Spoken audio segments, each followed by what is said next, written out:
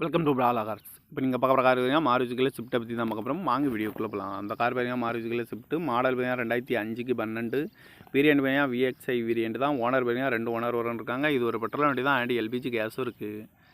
Kilometre பார்த்தீங்கன்னா 1,32,000 kilometre running ஆயிருக்கு. இதுக்கு இன்சூரன்ஸ்னு பார்த்தீங்கன்னா 8/2025 வரைக்கும் இன்சூரன்ஸ் இருக்குது.